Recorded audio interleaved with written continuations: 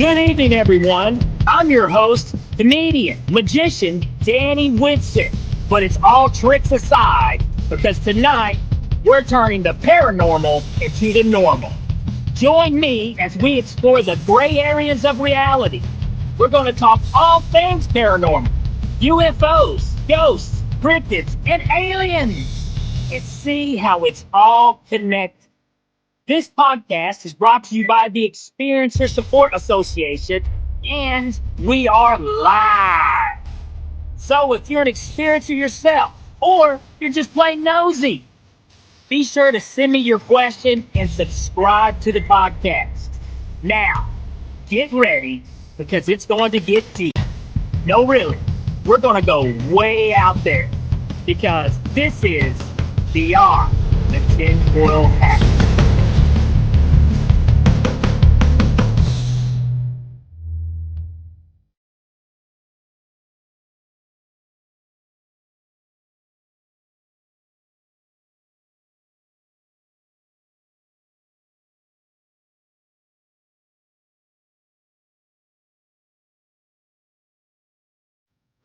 All right, what's happening, my paranormal junkies?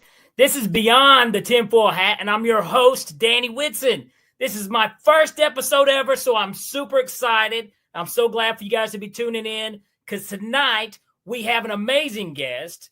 Not only is he amazing, but he's the founder of the TESA network and also a very popular UFO investigator, Ryan Stacey. Let's hear it for Ryan. Come on, Ryan. How you doing, man? Man, I am good. It's so good to be back, and it's weird, but I'm in the other seat. This is awkward because this is your baby. It is my baby. Handle it with care, please. My paranormal. What'd you say? Junkies. Yeah, paranormal junkies. Okay, that's what I have become ever since I interviewed you a few years ago on my old podcast, The Abracadam. And ever since then, I have been hooked on UFOs. I've always been interested in ghosts, but you got my mind open and thinking. So I tell you what, now I know a lot of the guests know who you are, but some of the guests may be tuning in for the first time for this episode. So if you don't mind, go ahead and let them know a little bit about your background. Okay, so my name is Ryan Stacey. I am the former National Chief Investigator for MUFON Canada. I am the former Director of Field Investigating Training for MUFON National. I am a private investigator. I own and operate my own private investigating company. I've been involved with the UFO phenomenon since 2018, I believe, no, 15. And I've done a lot of stuff over the years. I've created the Experiencer Support Association as a response to all the problems that I saw within MUFON and everything else that's still happening. And I've done extensive research, declassified documents. I've assisted people behind the scenes the last few years. I've been solely responsible for stirring the pot intentionally to get certain things to fall apart. Those contracts have ended. Those tasks have been... I've removed myself from assisting these people. I'm a free agent again. And I feel good because, I kind of fucked a lot of people up. And now that everything's out in the open and, I'm just ready to do what I do best and continue to spoil things. And that is courtesy of you taking over this podcast, because this podcast, although is my baby, CC has helped me in the past. In the background, and now Chris, this podcast has evolved. This is not just my baby, it's a baby for a lot of people, but by freeing me up, I can get into the investigations, I can get into the research, I can get into all these other things that I promised that I would do for the people. And TESA is for you and for everybody else that is listening, but I can't do them both well. And now that I don't have to be the host anymore. Well, here's the wonderful thing about you. The wonderful thing about you is whenever I was first, looking into UFOs, and a lot of people who are not part of the world and haven't, been exposed to what is really going on, a lot of people have a tendency to think, oh, they're crazy. Those people are weird. but meeting you, seeing somebody who takes these things serious in the way you thoroughly investigate everything that comes across your table there. You just don't believe something because it's fun to believe in. No, you look for the facts, you break things down. And I mean, just like I believe we talked about a UFO that you picture you had a UFO and you showed how high it was versus the trees. This is how the size of this object, what it has to be. You really do your research. And which I respect that because, I approached a lot of things as a skeptic a lot of times. And now I am a hardcore believer. I tell people, I was like, I know this sounds batshit crazy, guys, but this is real. And all because of you. Now, let me ask you real quick, because you have been involved in a lot of things. MUFON, I mean, you've been everywhere. And you're a private investigator. What got you, though, interested in the ufology, and the paranormal research of things? Well, so paranormal is my roots. I've always been into ghosts and magic and things like that. Only recently have I started to explore it, or I guess be open about it. I've had experience, with which helped create TESA, and then now I've kind of been doing some intense personal work, and now that I'm in a good place now where I'm being open about it. But the UFO mess came in because someone had purchased a manual from MUFON but didn't get it, and then I saw some social posts about crime, alleged crime and thieves and stuff like that, and I bought into it because I just started my private investigating company, and then I was helping to determine where that book had come from and solve that problem, and then I got introduced to MUFON and blah blah blah, and then I had to talk to the Canadian rep, and the Canadian rep talked about my experience, asked me if I would join. And I just said, well, I got nothing to do, so might as well. And then I joined. And then. So the paranormal was an interest first. Before, I mean, you weren't like a diehard fan of Columbo, by the way. I am. The one more thing. But I mean, or are you just a nosy bastard? The PI work. But I'm more of a Magnum PI guy, a Magnum PI. We're gonna go with a good-looking dude. But those are skills that are very helpful in what you do. You're able to really not just take some crazy story, like I said, because it's fun to believe, but you really get down to the facts and the nicks and crannies of the whole thing. Now, something that I wondered, I don't even think I asked you this the first time I ever interviewed you, but did you have a paranormal or UFO experience? Because one thing I love to hear people's stories. I love to hear their experiences. So I've had a few, so there's different stages in my development here. So what I think now is not what I thought then, but back in the day, I did experience what I thought was, I guess, paranormal activity, in the sense of I would hear voices, thinking that people were talking to me, and I go into the room and they weren't there, and then I'd see them show up, walk through the front door, and be like, I know I heard it plain and day. I've heard objects turn and fall and make noise, but no one in the room. Weird things like that. And I'm always thinking ghost, paranormal, all this other stuff. And then as I got into the investigative policing kind of type world, I also served in the Army too. So there's a lot of militant type of stuff that I've been kind of going with.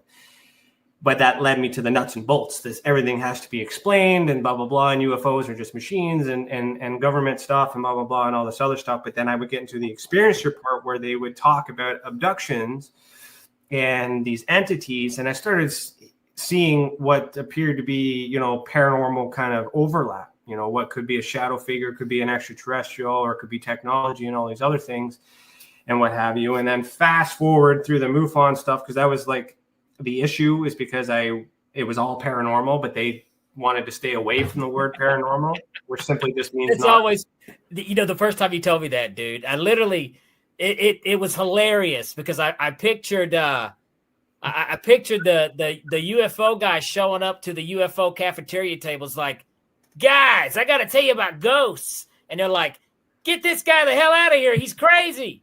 So look at me now. So then I had my experience though. And I had my experience in 2018 winter solstice, which, you know, rocked my world. And I just recently wrote an article about it after 4 years of studying it and trying to understand what this message may have meant. And I put some conclusions together.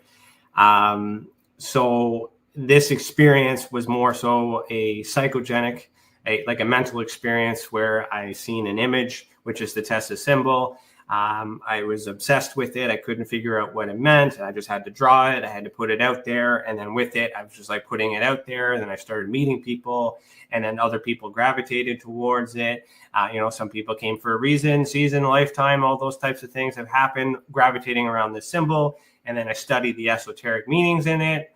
I evolved in a few degrees in masonry and things like that since then. So I've started to learn to put these pieces together, that this real complex artwork has come from a higher power, whether that is my higher consciousness or extraterrestrial or another dimension in time. And all this stuff that I'm talking about right now, I had no fucking clue what that was when I was working with MUFON. I could not comprehend the fourth dimension for the life of me. And this thing helped me understand that. Also, through talking to other people, CC as well, when she was running the podcast or helping with the podcast, mind you, you know, she opened my mind to a lot of things. And since then, I've seen some connections. A lot of things have happened. Next, you know, so it's like I'm all over the map. But now I'm not batshit crazy. I'm like batshit like ready, I would say. Well, okay, and so I'm comfortable with what let me slow down. Yeah. Let me slow down just for a second here, okay? Just for a second. So because like I said, the people who are following Beyond the Tinfoil Hat, awesome. Thank you. You're familiar probably with a lot of these terms, the paranormal UFO community. Newbies, though, on the other hand, are like, what the hell's he talking about? So, and my wife helped me through a lot of stuff. There's a lot of crap that I had to process and let go. And this ego of mine too, I had to fight that like a son of a bitch to accept that in the science world that this stuff does exist. And I've proven it to myself and I know it. But the hard part now is proving it to everybody else because they only believe what they want to believe. Yeah. Well, and here's the thing. First of all, I want to go back to something very interesting that you said at first. Okay. Now, you said that you saw the TESA image. So, what happened? What'd you do? Did you walk in the room, see it? Did you see it on a burnt piece of toast? Where did you see the TESA image? It was in my mind. Like I could see it like a movie playing in my mind. I had this ice pick headache. It was pounding. I couldn't stop seeing it until I drew it. And then when I drew it, I don't remember the creation of it. So like I remember starting it, I remember finishing it.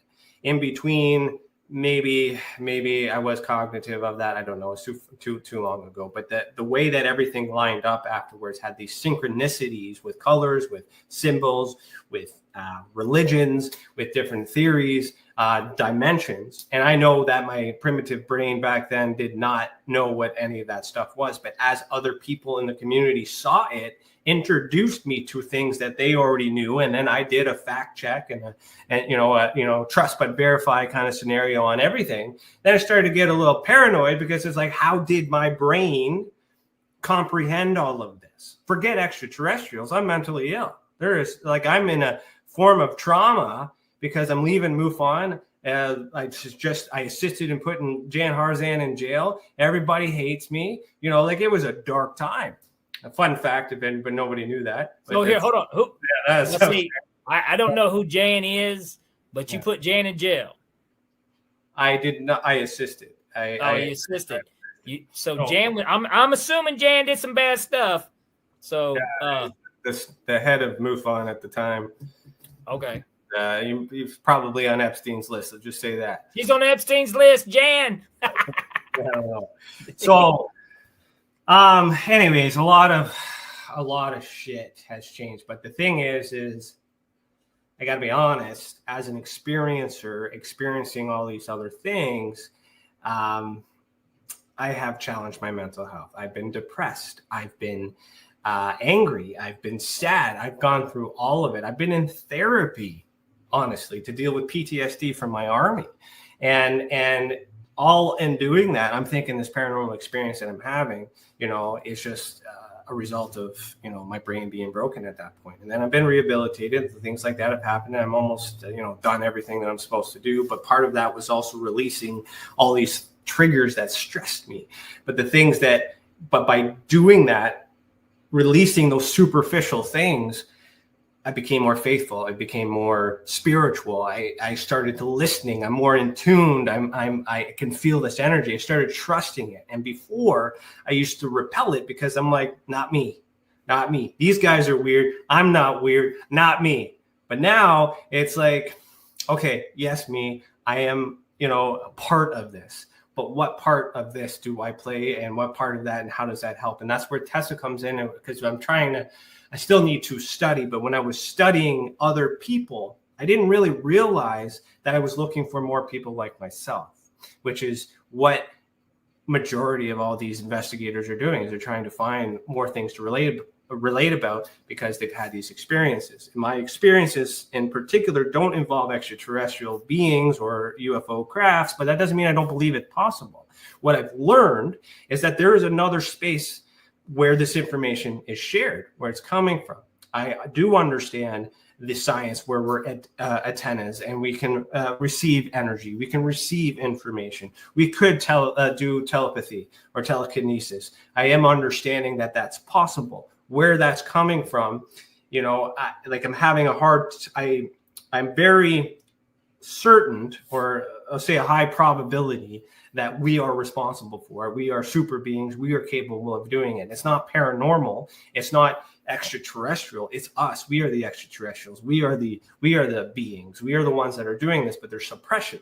So when I'm doing the disclosure stuff, learning and going through this therapy, trauma, and all this other stuff, childhood stuff too, just trying to make sense. And I anchor in on this experience thinking, what is this all about? And then anyways, I'm just kind of all over the place. Well, I remember when I had you on, as a guest. Yeah. Because I'd always I've had my own personal paranormal ghost experiences, if that's what you want to call them. If that's what it was, I don't know. So I've always had that belief in my mind. Had never had a UFO type experience until recently. So I was always on the fence with that. 100% didn't believe Bigfoot at all.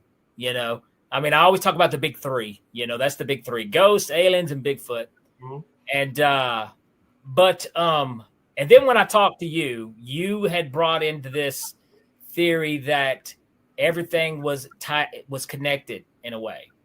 And it wasn't until, I did a little research on my own, some thinking on my own, some putting some this and that together.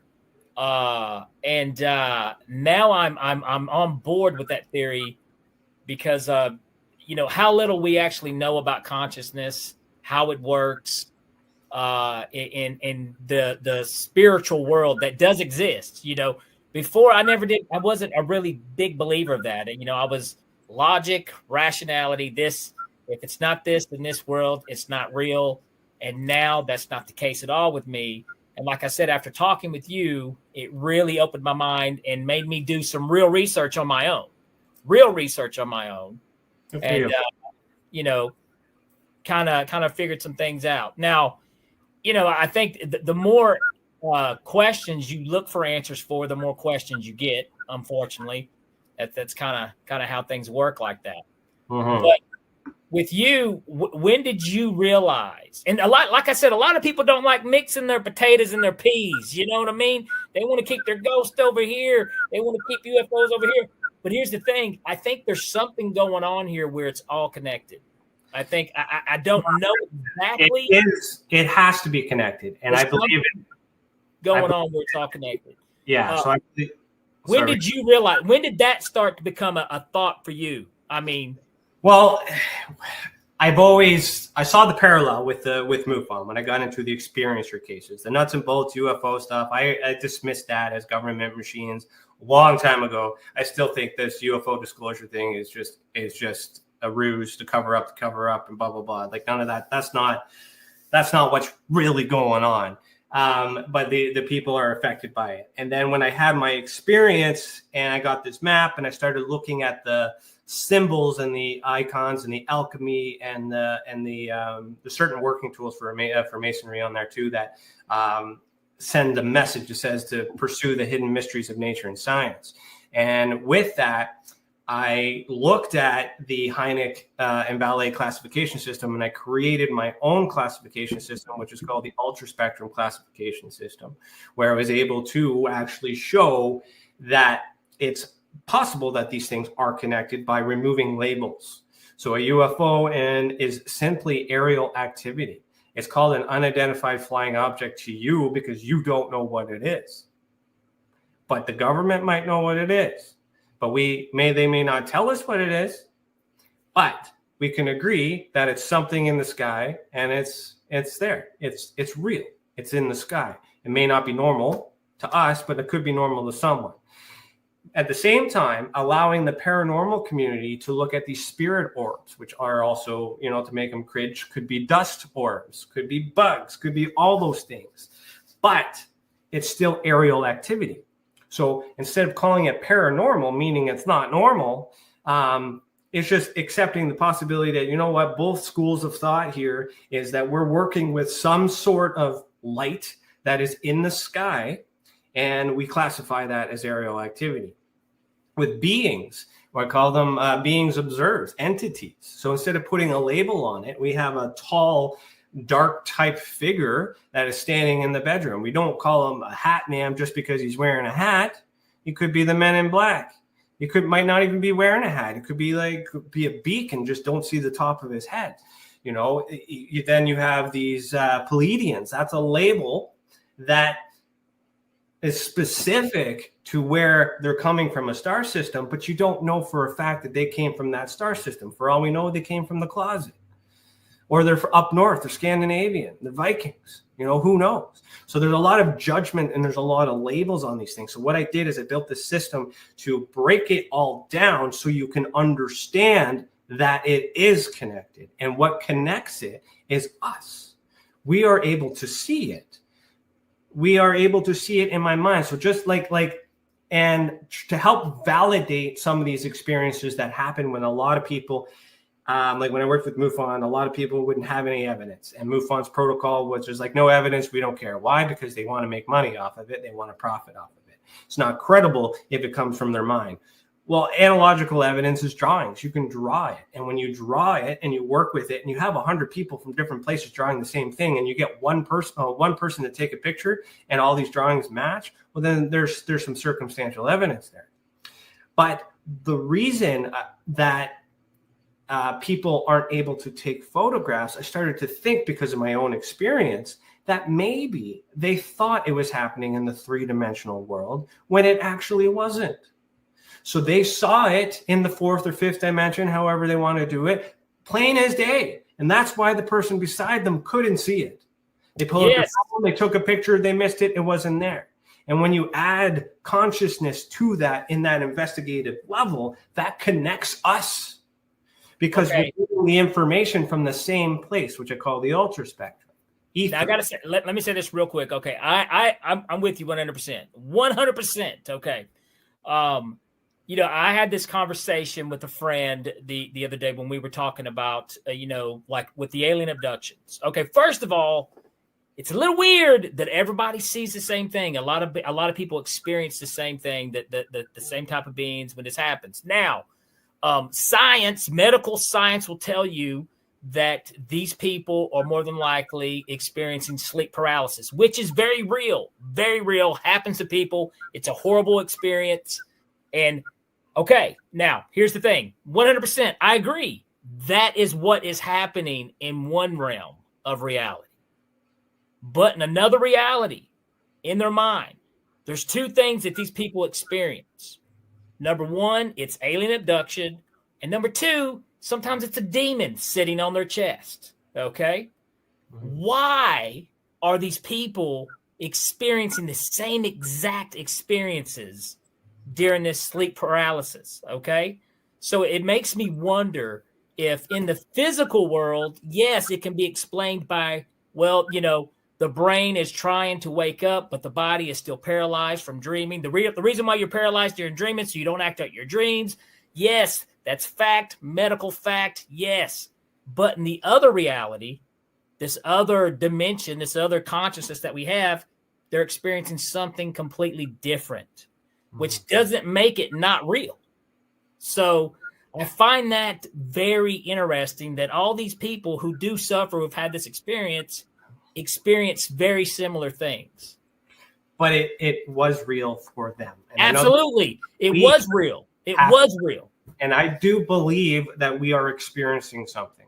I am a skeptical believer. I cannot go back to say that there is not some external force, even if it's consciousness, just my higher self. That is still a new realm that I'm exploring that makes it me as an individual human being, a more powerful human being than I thought. How's that for fighting freaking ego? So I had to, so believing it.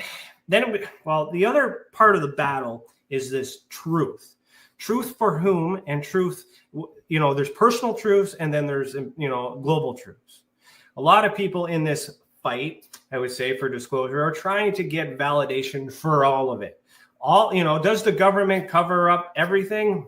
Maybe not everything, maybe a lot of things, but not all of it. And, is all of what they're hiding extraterrestrial? Or is it government, or a combination of everything? Everything is like a melting pot, if you will. And all these things are happening, but because they had their own personal experience that can't be explained, when they get all these things and these different thoughts and the media and Ella Dongo and all those other cheap messiahs out there putting out these false narratives, it creates that fear because they know something has happened to them. And it could also very well be past life, or it could be current life traumas that they haven't dealt with either. Some people that are, I guess I'm all over the map. I haven't done this in a while. But the hard part is that validation. The experiencers want to know that they're not alone, but they also should take heed of the information that they get and do their own research, because just if I were to put a label on it, which is improper, it changes your faith, it changes your belief system, and all these other things. So you got to kind of do your own research and figure out what it is for yourself and accept all these possibilities and still look into it. I don't know, it's all a mess. But if you're trying to prove it for yourself, and that's where I'm taking a page in my own book, because this year I've been focused on unity, bringing everything together, and focusing on myself becoming one. Next year's contact, and that's part of a 5-year business plan that came with the TESA map vision. As I'm trying to realize that I got enough truth for myself. I don't have to prove to everyone that the shape of the earth is questionable. We'll put it that way. What shape it is, how that is, and why that's relevant, I don't need to do those fights anymore. I did those fights because I needed to test them. I needed to verify that the information that I was given or that I received from whatever way that happened was hold on 1 second, Ryan. Now, hold on. Yeah. You're jumping to another debatable topic. So beyond the tinfoil hat, baby. Now, here's the thing. I agree with a lot that you say. I agree with a lot. I don't know if I'm on, are you saying that the flat earth, are you jumping on flat earth? I didn't say flat earth. You did. I said the shape of the earth is questionable. It used to be a globe. Now they're saying it's pear-shaped. And then they're saying it's a flattened, well, we get stretched out. Stretched out a lot. Forget flat earth. That's nothing, right? It's still not what they're showing. It's still not what they're telling. It's questionable. That's stuff we should know by then, right? So But time is linear, space and time. There's so many different things. It means more than that. It's not just, it's like a non-rotation and things like that. You get into the whole complex thing. But the point I'm trying to get at is I'm no longer fighting to prove that point. I know.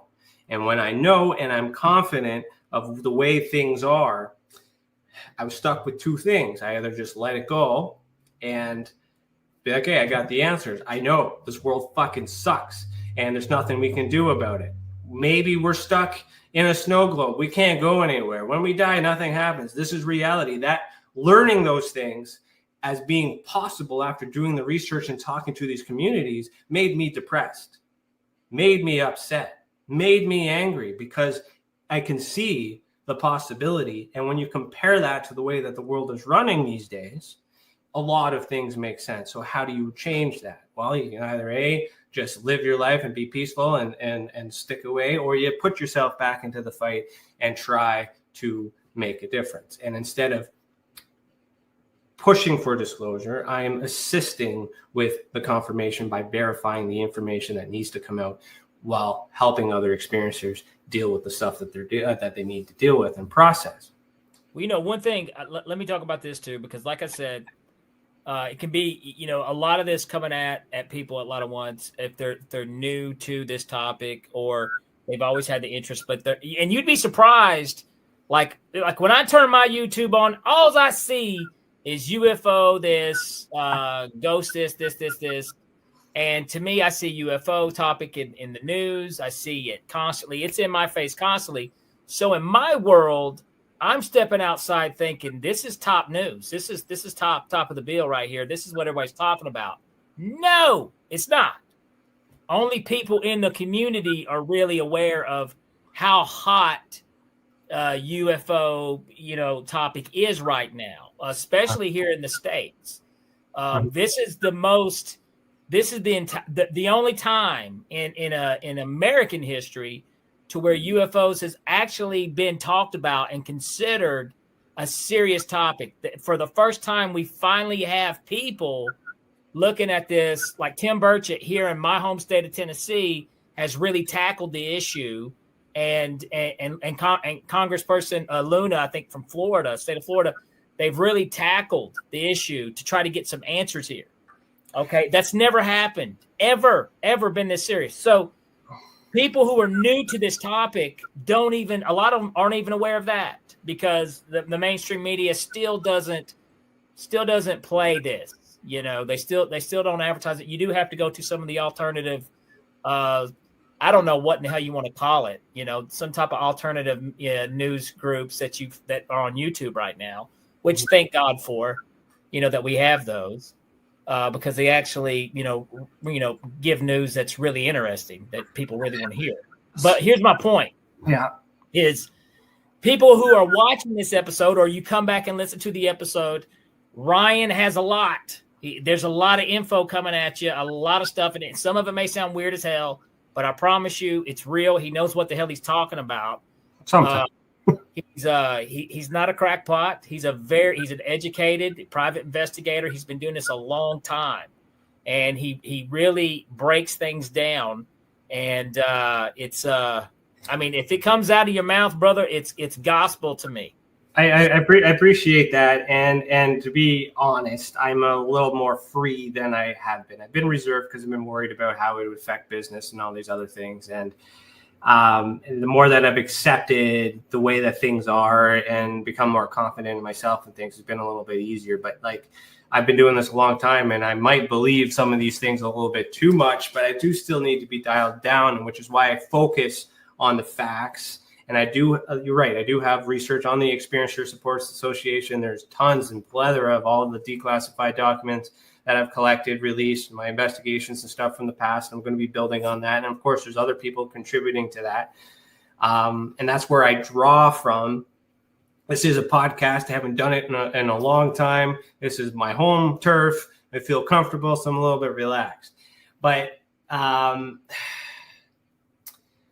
narrative, let's go back to what you were saying here. Yes, it's good that it's being talked about in mainstream media, because it is a thing that stuff has happened, stuff were viewed, things were covered up, and then they didn't talk about it, but they're still seeing these things. But because of the stuff that's happening, that's being covered up, is that the same stuff as what everybody else is experiencing, or is it separate? Because, and the other part of this the thing that I have issue with is that the information that was reported was not completely accurate. There is information that I helped bring forward that has come public, that a lot of people that are better than me, that are more, running with that story, and doing a lot of good work with it. That shows that Elizondo, falsified information. He's part of a group that doesn't actually exist. And then there's supporting documents and things like that too. And then he claims he's been gaslighted. Grush is the same thing. Grush has been groomed by Elizondo. The reason why you see him in the news and not Elizondo anymore is because it's part of the same stuff. There's a lot of misinformation that's being spread around, but it's getting the topic to Congress. Congress is doing something with it, and it's being taken serious. So on one hand, that is a good thing. But if you see the way that it's going and you see the evidence and the information to realize the stuff that they're talking about has no factual basis, no evidence, and the people they're asking for could cover it up because who knows? Like, look at the Epstein list, for an example. How much of that was redacted? They can sit down and redact a bunch of this stuff and, hey, give you what you wanted, but, you can't control what we redact. So you think they're actually going to tell us that UFOs and aliens exist? No, because that means a whole lot of everything actually exists. So if you look at the way that things are being talked about, what's happening is a setup, or at least leading to some way to control that, so that way information isn't leaked again. See, okay, well, let me ask you this, because, I've been following the David Grush story, with him testifying Congress, the whole thing. And David seems to be backed by Jeremy Corbell and George Knapp. And see, but right now, see, these are kind of like our poster childs for this movement right now, at least, where I'm at now. And what they are bringing the topic to issue. But here's the problem, though. I need to try to figure out, so you're not a fan of David Grush. You think David Grush is representing something completely false? I am a fan of everybody who puts the effort in. I just look at it from an evidence point of view. Grush has provided a statement like everybody else has, with no evidence like everybody else has. He is no different than anybody else who has a military background talking about information about things that they heard third party from other people. He's not an eyewitness to any of this. Or I can't say any. I haven't been following it for the last couple of days. So there could be information out there that I haven't seen yet. But do you believe him, Ryan? Do you believe? Because I believe that he believes what he was told. But that's the problem, is he was told by other people. He wasn't witness to it. Why would this is, I've tried to think this way too. I'm thinking, well, if he was lied to, yeah, why would they want to put this lie out? Now, granted, I do know the loophole that David has with testifying in Congress. David has a loophole that he can testify in Congress as long as he doesn't lie. Well, as long as he's saying this is what I was told, and he can prove this is what he was told. He is telling the truth of what he was told. He was told. He's not lying. Who told him? There's no consequences. There's no consequences in his situation. And I totally see that. Which is dangerous when that connection is that we have evidence that shows that Elizondo was grooming him. He was the next one to take. What would be his incentive to? Because is Elizondo trying to sell books? Is he trying to make money? Well, he is actively writing a book, and I'm sure he'll make money off of it, and he'll have nothing in it, just like the Skinwalker book that George Knapp put out in Stratton, a nothing burger. It's part of marketing. It's marketing 101. They're taking advantage of it. But here's the thing: it's just, I can't say what they have experienced doesn't exist, because we do know that the government has secret departments. The government withholds information. We do know all of these things are possible. But when the people are fighting to get this information and the public are getting worked up and doing all these other things and getting hopeful, what they seem to forget is that the government has the choice to release the information. They also have the choice to hold it back. And yes, there's laws that say they have to release it. But if I ask for information about a UFO program and it exists, I have to prove it exists for them to give me the information. Because if there's no proof that it exists, they don't have to show anything. Or if I miss something, they will not give me that information unless I ask for it. So they can selectively withhold information and redact it for privacy reasons. So they will never give the full hand because it'll affect the entire world. If UFOs do exist from extraterrestrials, other places, and they agree, and that becomes a world problem. That is a world threat. That is a world problem. If Grush is aware of this, Elizondo, whoever your Messiah is telling the truth that the government is covering up something and they just want to stick it to them to get that exposed, they could be doing it for many reasons. They could be doing it because they got a raw severance package when they left the army or their service. They could be sticking it to their boss because it's their boss. Essentially, is who they're hammering. Let me ask you this. Okay, let's say you want to, and this has been a technique of the CIA for people for years. They would go to other countries and they would start a coup somehow. They would plant something in the country to uprise. Do you think this is a possibility? Somebody intentionally from the government told Grush these things. Intentionally. Intentionally for him, that knowing that he would do what he did. Mm-hmm. And he is a victim. He is a victim. Then in that case, he is a victim. But here's the thing, though. What would be their incentive to do so? Is it to actually slowly release the information out to the world slowly? Because there's going to be, instead of throwing everything at once on us, cannot,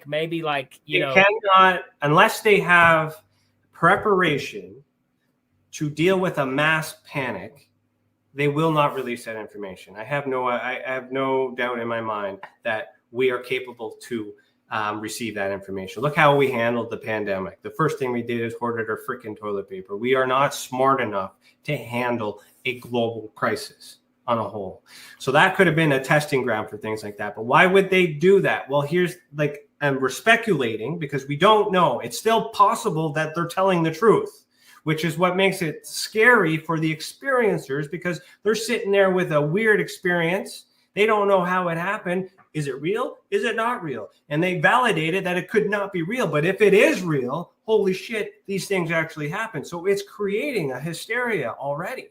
So by the government agreeing to it, everyone's going to go into a panic. If they close it, some people will get mad about it, but we're 2% of the entire population, because a lot of people don't even know this stuff is happening.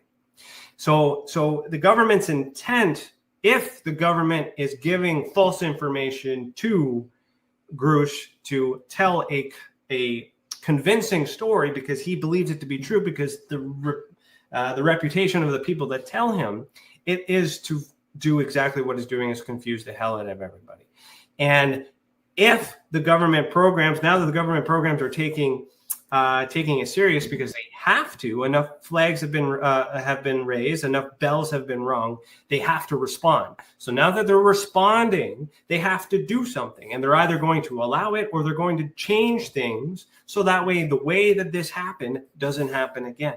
Information was leaked, information was stolen, information was declassified. There's different, or never classified. There's so many different things about it, but at the end of the day, private information about something was given to the public. If it's not extraterrestrial, well, it's definitely, it's still a crime in some sense for our secrecy amongst men and women, humanity. So if the end game is about space, conquering that. So if this narrative is there and the United States is taking the lead on that, and okay, all they have to do is be like, you know what, we need more research. This is what we're doing. They've already canceled out 80 years of UFO knowledge already, saying we need to start from scratch, which pisses some people off, but that's good from an investigative tactic. Now they're looking into it. Then they look into it. There's nothing here, right? I tell you what, Ryan, let's do this. Hey, we'll come right back, man. We got a commercial break we got to get to. Let's get to our commercial break, and we'll come right back. Guys, hang around. This is an interesting conversation with UFO investigator Ryan Stacey here on Beyond the Tinfoil Hat. We'll be right back. Hey.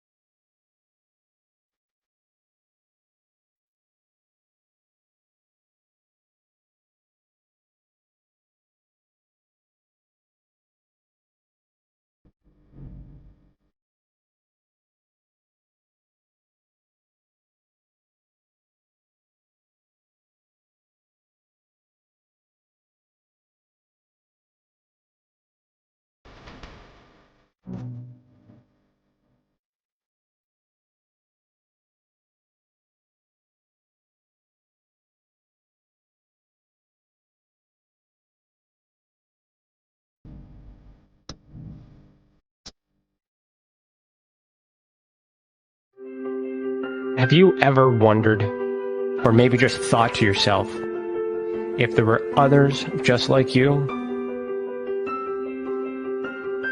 You know, people with extraordinary abilities, psychogenic advancement, and perhaps unique intuitions. Maybe you just wondered if there were other people who experienced unimaginable, unexplained, or even unusual and paranormal events. Are there people who have more questions, more fears than answers? Well, you're not alone. You've never been alone. We believe you. Sign up for EA today.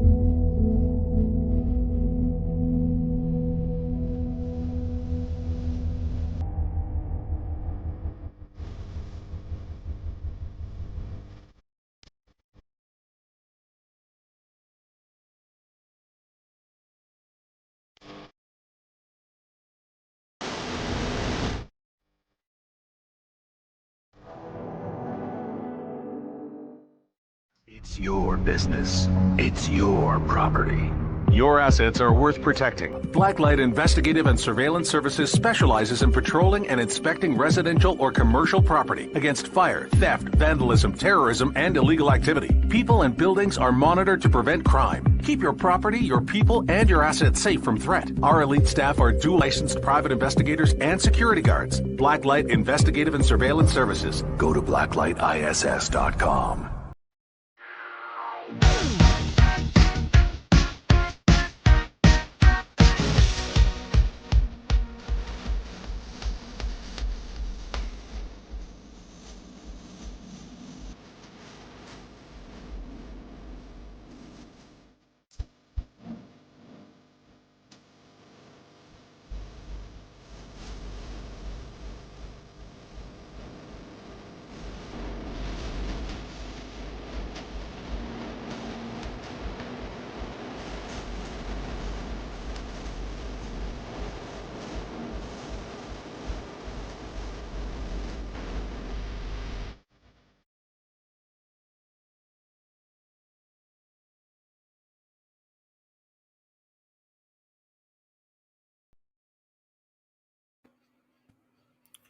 All right, for you guys, we're back here. We've got UFO investigator Ryan Stacey here. the founder of TESA.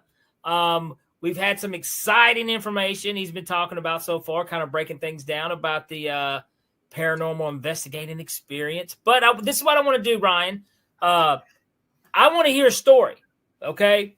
And I'm sure some of the listeners do too. The viewers want to hear a story now. And you've heard a lot, dude. You have seen a lot. I can't even imagine the things that you've heard. Now, can you tell us something? You got an interesting story. Maybe it was an experience of your own. Maybe something that you're able to share. Maybe not drop a name.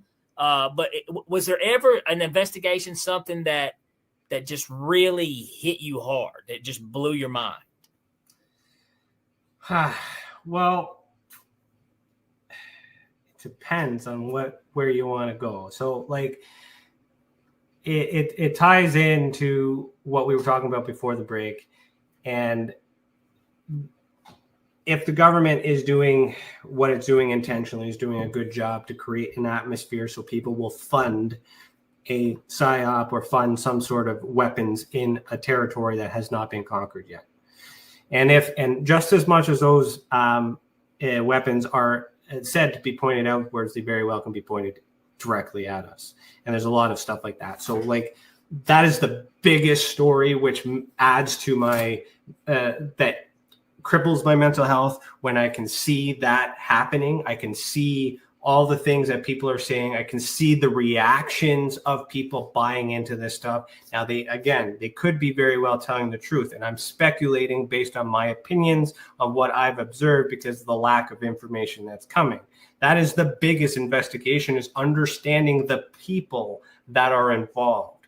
So I don't actually study the phenomena. I'm a private investigator, which I'm also a private UFO and paranormal investigator, which means I don't share to the rest of the world because it's between me and the experiencer, because it's a personal experience and it's to help me understand the global stuff of that, to figure out how it's all connected. So the biggest investigation that I've ever done is studying all these individuals that have depression, that have anxiety, that are been gaslighted, that have that are worried that their own mental illnesses are going to make them uncredible. The worry that if they had a sip of alcohol that night that they saw their experience, that's going to make them not credible. There's so many nuances in there that prevents people from just being open about, hey, I saw some weird shit. I don't know what it is. It could be that, but it really affects their life. The darkest experience that I've ever had, which kind of put me in the support role that I'm trying to get into.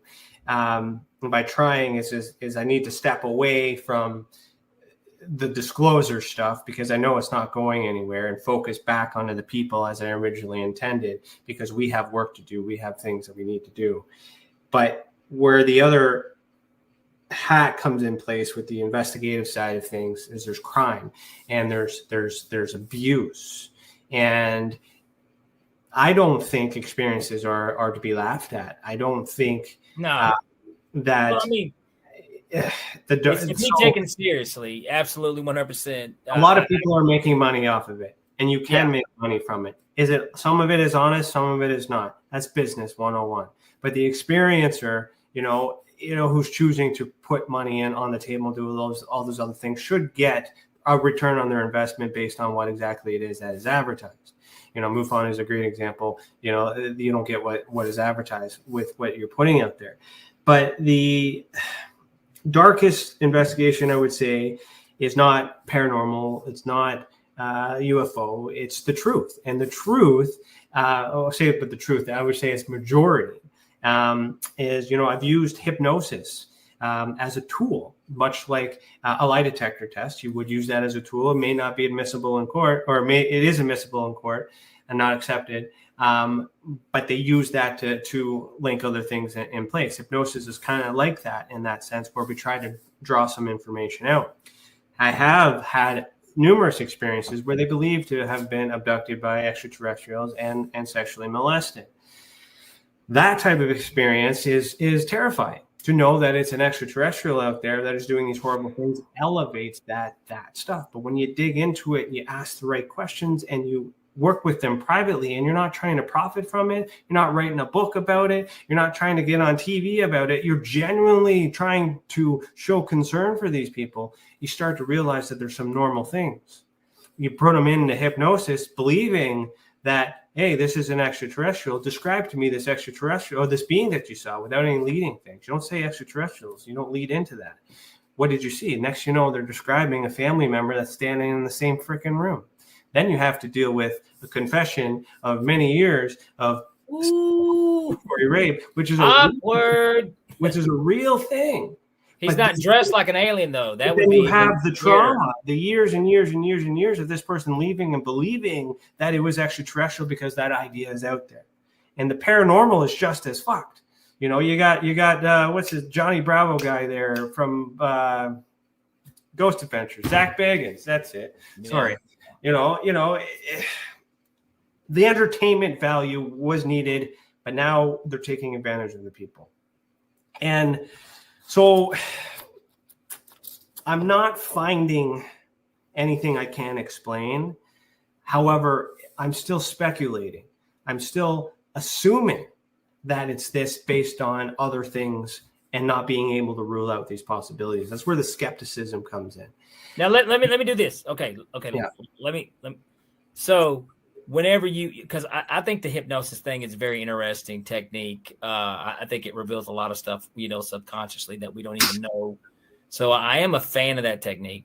So you've done this with people and you've heard similar experiences, what people, you know, similar things happening to people, correct? I mean, outside of like, you know, I mean, did they, other than them explaining, you know, Uncle Louie, you know, standing there in the corner while they're being under hypnosis, but have any of them gave like the grays, the alien grays and stuff like this? And I've had experiences where they do describe foreign objects, if you will, like being on the crafts. I find that interesting. They don't appear to have any background in engineering.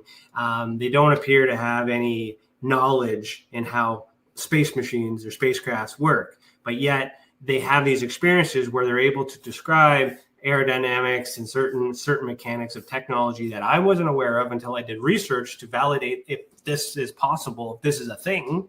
You know, is there technology out there that does these weird things? Can you touch things with your hands and operate consciousness? You know, so all these things are possible. Just because it's possible, is it probable? You know, what is more likely and things like that. But if you give belief into that and you add the context that it's happening in their mind, doesn't mean it's make believe. It just means they're in another space and time experiencing this stuff. You know, you get some interesting stuff. You get some crafts that are maybe the size of a bus in the three-dimensional world. You go inside of it, and next you know, it's like 5 football fields big inside. You know, how does that work? You know, and then you get you have beings that teach you, they school you, they teach you information about codes and things like that. And that stuff is fascinating. That stuff is interesting. So those have been similar stories, though, that you've been told and you've heard through these investigations. Yes, and what makes it compelling, though, the way I do my investigations, it's not just watching a trend and seeing a whole bunch of things on repeat that, you know, to make this correlation or causation from correlation. It's, I know as the investigator that I've screened each and every one of these people separately, asked them the same questions that aren't leading, and then ask them to provide evidence. And when they don't have evidence, I get them to draw. And they draw things that look the same. They may call them differently. You know, one might call it shadow figure. One might call it an extraterrestrial. One might call it the Hat Man. Those are titles. But if you listen to those titles, you think 3 different things. But if you look at the images and remove those labels, they all are tall. They're all black. They all have red eyes. So there's things in common. And then the other thing is I know you're from Canada. I know you're from Australia. I know you're from the United States. I also know you guys don't know each other. And I also know that you don't know what I already know. And you couldn't have, you know, gotten this information from these other people. So is there a television show that this all could have come from? Is there propaganda? Is there what's in the media? You got to look at all those things. And even though there's a correlation, yes, myself grew up on X-Files. That's why, why I'm down the path I am in a similar sense. But then you get these comparisons and it's like, okay, what do these guys or people have in common? And it's this ability to use their mind to see another place in time, whether that's present, future, or the past, forward, backwards, up, down, whatever dimension they're doing it, these people have stuff in common. So part of the questions with the investigation is asking personal stuff, which is private. I am tabling some of the information for research, which I will release now that I'm gratefully free of this podcast. I can actually do the work that I promised for many years and I'm behind on. Where I can show what they have in common with each other. Well, similar blood types, similar eye colors, hair color, and they're all experiencing similar things. So is it the experience or is it the specific type of person through genetics that have the ability to I think we all have the ability, but they have a more enhanced ability to get to that place faster. Sooner. All right, well, let's do this. Let's do this, Ryan. Because we're running tight on time here, and and I think we're gonna do a Q&A tonight for our followers and their subscribers. So if you do subscribe to the Beyond the Tinfoil Hat podcast, you can do a Q&A. You can ask questions, anything, and we will try our best to give you some type of half-ass answer. Probably better than a half-ass answer. But I'll tell you what, though, before we get into that, though, Ryan.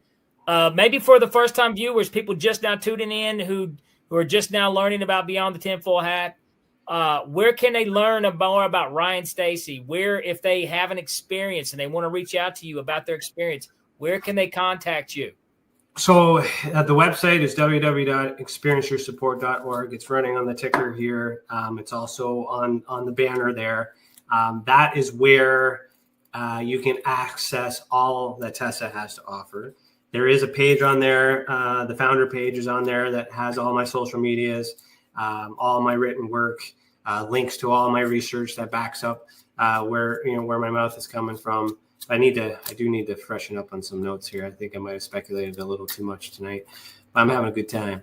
But I mainly play on Facebook. I work on Twitter, and what I mean by that is everything I do on Twitter is calculated and. Now, you guys call it Twitter, but it's not Twitter no more. X now, right? X. So, yeah.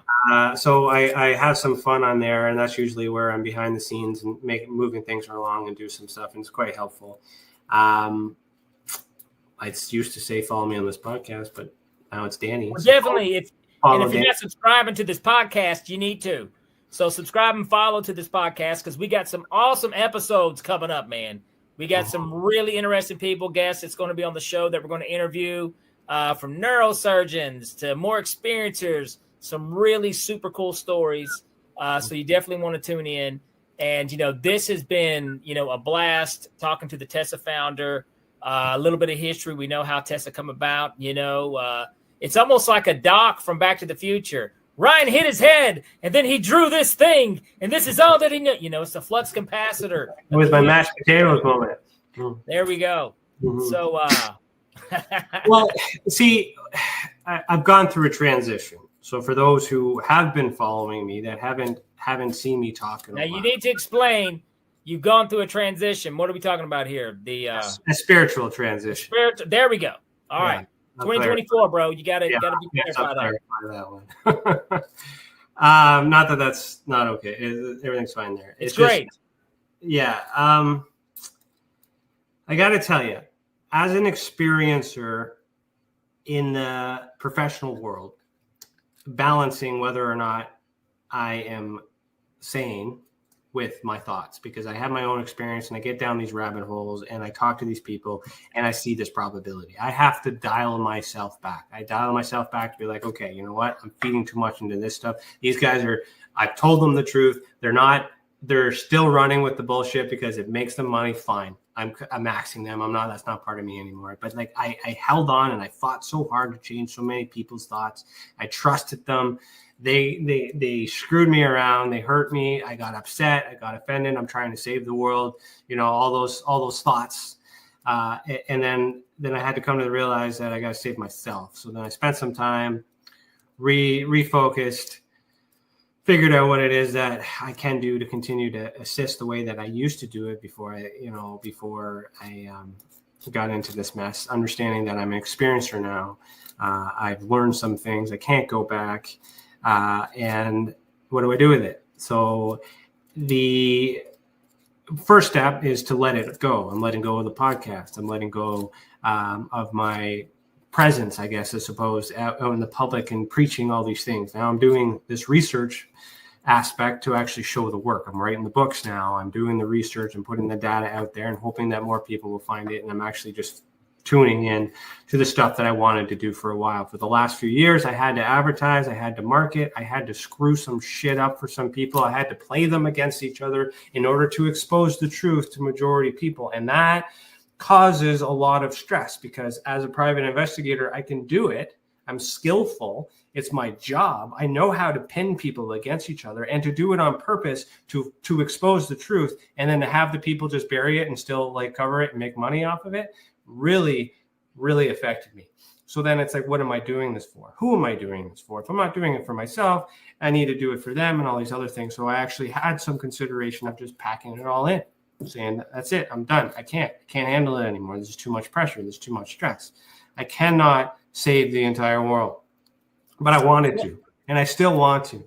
But now I'm going to focus on every single experiencer one-on-one, one case at a time, and give them as much attention as I can. It's going to take longer. It's not going to be fast, but it's going to be quality. It's going to be good. It's going to be accurate, and I'm going to feel good about helping you. It's a long list, but if if it's an emergency, call 911.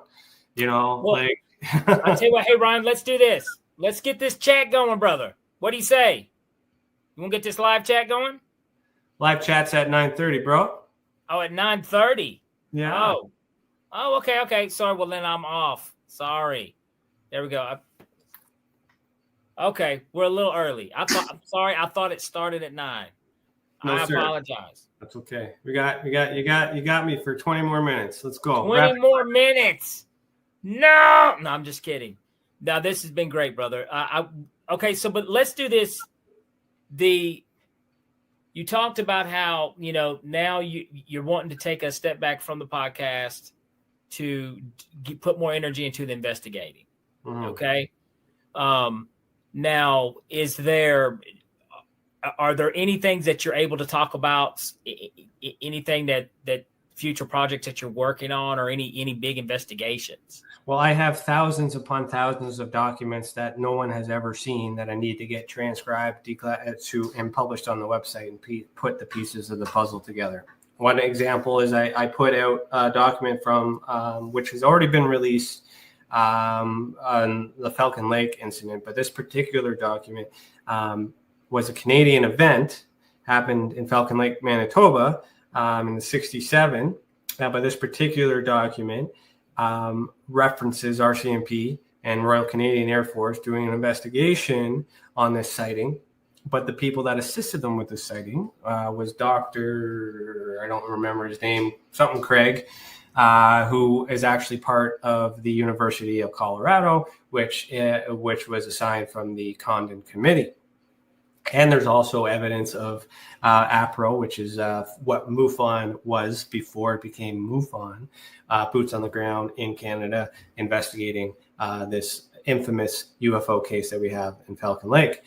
So by doing on the declassified side of things and actually breaking it down and making my virtual crazy board, I'm able to connect the dots. And I do believe that the answers to the American problem is in my Canadian documents, because Canada doesn't redact shit.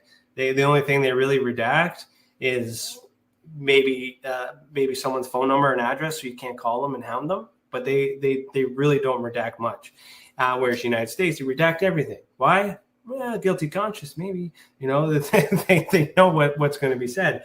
So that's the disclosure side of things. I'm going to be doing some more podcasts as well to interview, to advertise TESA, because it's not just me. TESA is Chris, is you, is Don, is Christy, Michael, Alex. There's a few people. Cece, if you're listening, you're coming back, at some point.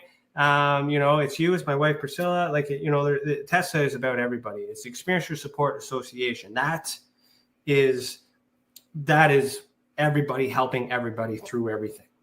Me, on the personal side of things, though, is I'm getting down into the investigations to help the people find resources, understand what exactly is going on, look for information to help them understand it, and then they go on and they share, and then they learn, and then it'll all work out. I'm only a small part of this puzzle.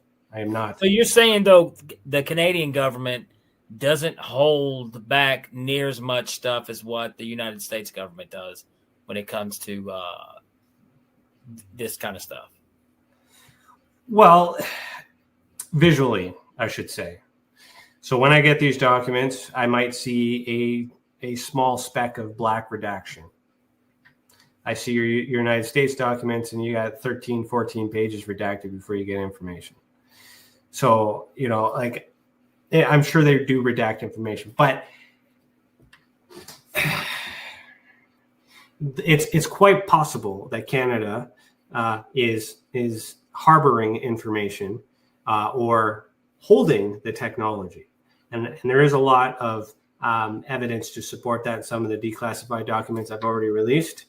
Because there are agreements where Canada has to talk to the United States. It's joint, all this other stuff. Stuff happens in our place, we tell them, and then they hide it. So I have there's a lot of circumstantial evidence that surrounds this idea that Canada is not going to spill the United States can of worms.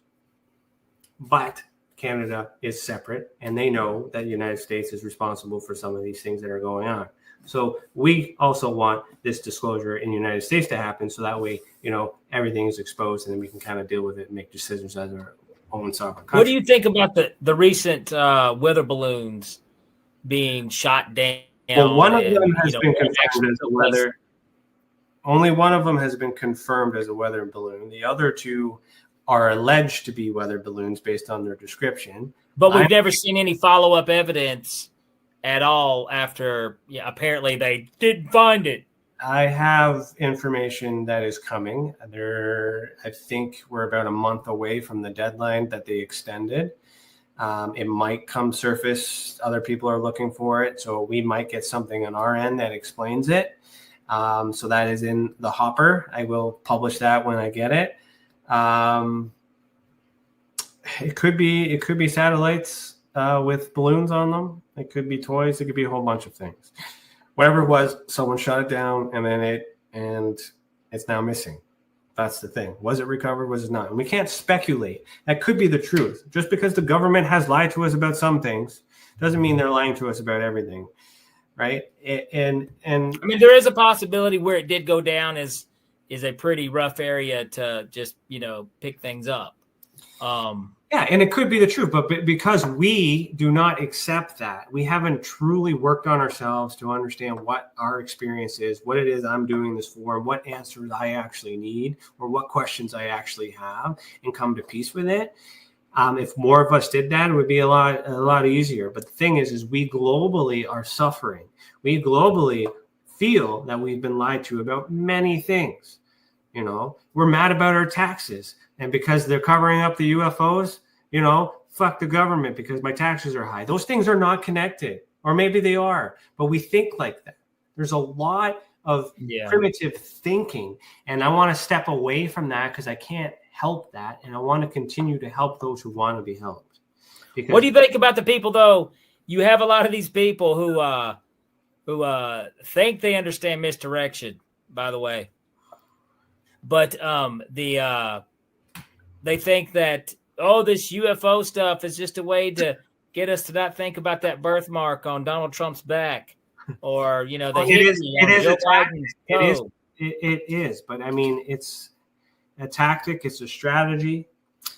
global affairs is what's important. How does it affect the entire world? What we're doing here in this podcast is like an ant in this world. You know, we are a big voice, but I mean, we need a lot of us before we can. Well, you know, this is something I want to talk about. I want to bring up too, because I find this interesting, and it's something that I didn't actually. And I guess this is kind of a bit of arrogance, a bit of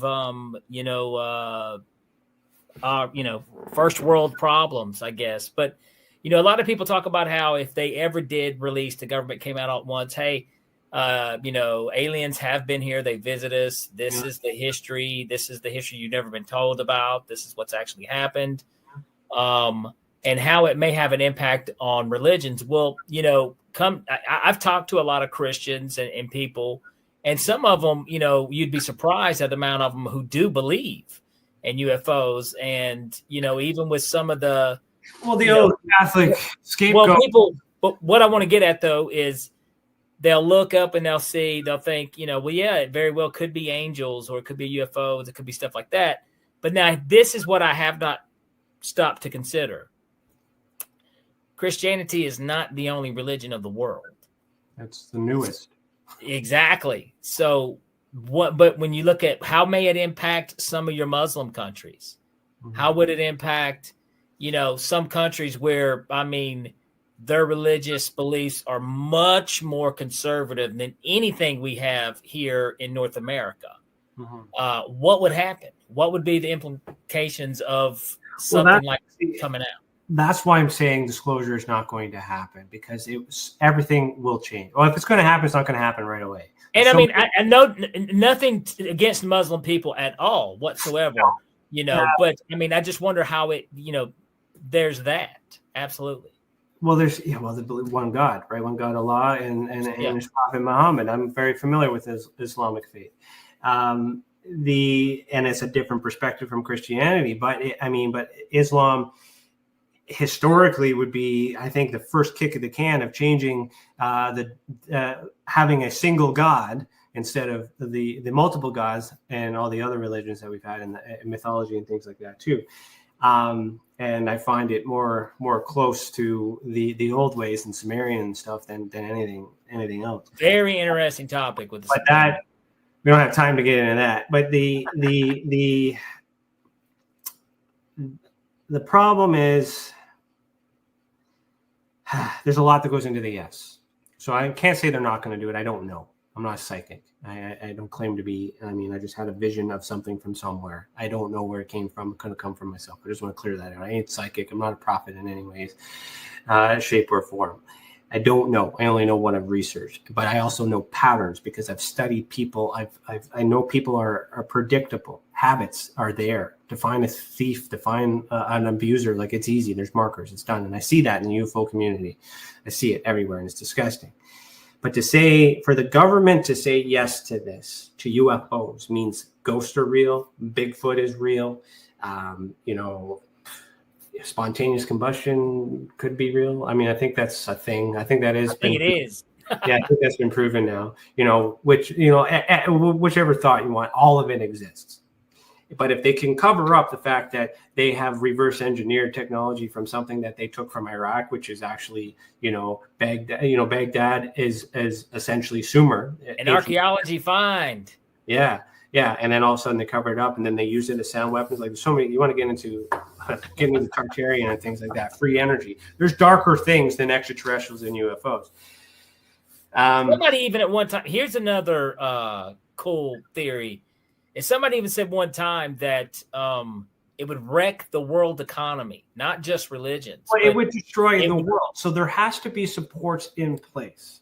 So support groups like the Experiential Support Association. My thought with this vision was that I had to do the whole damn world. I can't. I think what it is to set an example so that way others will follow and more support groups will come out of it. And since then, more support groups have come out to help experiencers and help them cope with it. Because when disclosure happens in whatever shape or form, we're going to need people who know what's up and how to deal with those traumas. We're going to need psychologists on board. We're going to need therapists on board. We're going to need a lot of support groups in place for experiencers when that yes comes. Those supports aren't in place yet. So if they don't put those supports in place, And they say, yes, the whole world is going to destroy itself. Everyone's going to go chaotic. Nothing is real, which is an interesting thought when you get into the flat earth community, talking about the community, not the theory.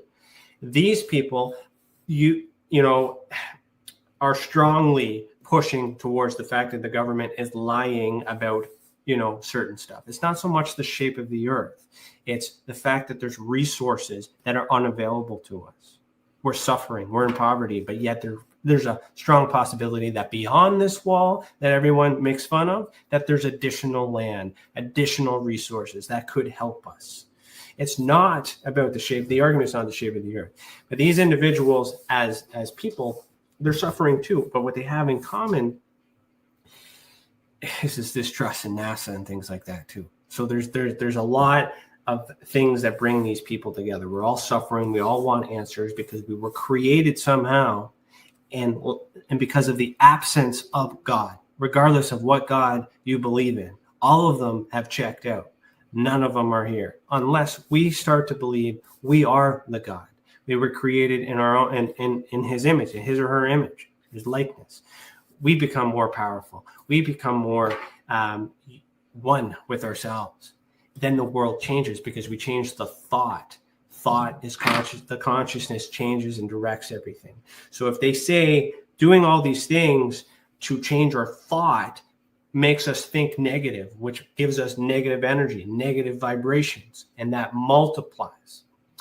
To tell us that aliens exist might create negative energy. It might create positive energy. But they have to balance it. Once there's too much negative, they need to throw some positive in there, right? That's when you have your elections. You know, one side does one thing until they have enough of it, and then they put the other party in, so you have enough of that, so you have this choice, and then it all balances out. So the thing that we need is more positive energy. And when we have more positive thoughts, then we're able to do that. And the best way to keep it positive is to just neutralize it, and it doesn't exist, and cover it up. Because if everybody starts to panic, then we lose control. They lose control. They're in charge. They don't want to lose that control. The only way they would lose that control is if they took control of it. The extraterrestrials are impregnating our mind. Why can't they just show up? They can fly their craft and land on our field. That's another interesting. I mean, if you criticize the whole thing, okay, if they're able to hijack our consciousness and take us to another dimension and experiment on our bodies, are they aliens or are they just other humans?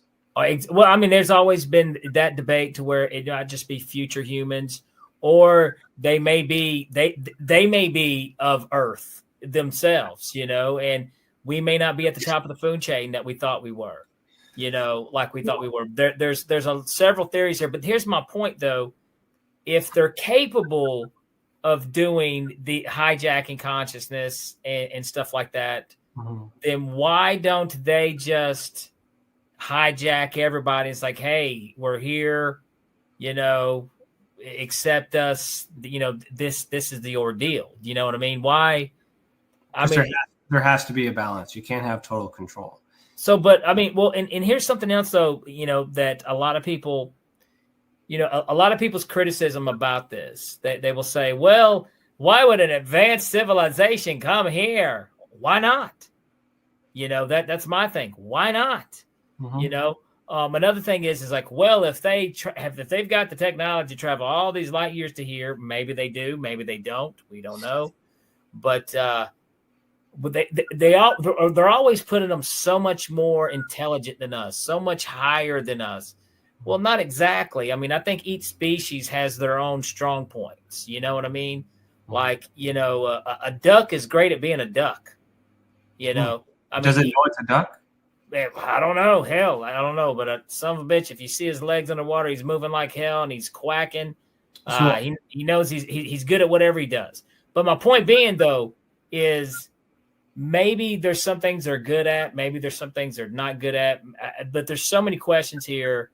Like we could go down that rabbit hole. That's a whole new conversation, you know, almost there. Well, but I guess I want it to be true because I like that. The thought of when we die, nothing happens is terrifying. And See, I don't believe in that at all. And the reason why I don't believe in that is at one time I did. One time I was a full-blown atheist. But it also could be the truth. It could be the truth. Well, at one time I thought that's what happened. I thought this is kind of got to be what happens. But I personally, okay, this is just kind of my thoughts. I think even on the evolutionary process, we have hands because we have to grab things. We have hands for self-defense. We have things because it's a survival technique. Yeah. When you take an imagination, okay, first of all, everything that exists around us right now, your house, that hat, this computer, was a thought. It was a thought first. It was a thought inside someone's brain before it ever existed, okay? Somebody built it. You see what I'm saying? So that's where it began. Why do we have an imagination? Why do we have the ability? Why do we have this ability to almost know there has to be a beginning? There has to be. We all have it. We all have that craving of knowledge, of wanting to know where we came from. Okay, that's there for a reason. So I think if there wasn't some type of creator beginning, we wouldn't have those feelings. Well, it's an assumption because we are sophisticated and we have egos and we want to believe that we are bigger than ourselves, but we very well could be just evolved and that's it. And we've created this control because someone along the lines saw an opportunity, or but how were they taught that? Where did the first civilization come from? And when you go into ancient astronaut theories and stuff like that, that's where, someone had to teach us how to be this way. Otherwise, we'd still be Neanderthals, right? There's that possibility too, to where when you go back and you look at the caveman, then all of a sudden, bam, here we are. Well, end of the day, what matters is how you feel about your individual experience. If you believe that whatever has happened to you is a positive thing and is teaching you to do good, then do good. My focus is to work with people that have negative experiences to try and help them work through that or accept the possibility that it could be normal things and that it isn't as scary, or maybe it is as scary, and learn more things about that. Help them grow, help them stop being traumatized by all these things. At the same time, find help, figure out the right help that they need that's willing to, risk licenses and things like that to assist with things like that, to get to the actual bottom of what's creating this this environment. Now, if I were to separate myself from that and totally just work on myself, which I am still doing, I've started meditating. I've started, I'm not even quite sure if my reality right now is a dream, could be a dream. And when I sleep, I wake up. Like there's a twist there. Like I have no idea of my sense of consciousness anymore because I've learned and saw, and I do so many crazy things with my mind now. But like, that doesn't make me paranormal. Doesn't make me a ghost. It doesn't make me a psychic. It's just me understanding that this is more powerful than I ever known, and how much of this garbage has fed to it. So I had to destroy the cult. I had to expose the cult, destroy the people, expose the people, get them all gathered up. Truth is out there. I've washed my hands clean. Now focus on what I do know, helping those wake up, I guess, if you will, encourage them to do good. And if there's more of them, then there's less of them. More of us, then there's less of them. Well, okay. I'll tell you what, now I first of all, I want to say, man, this has been a great conversation.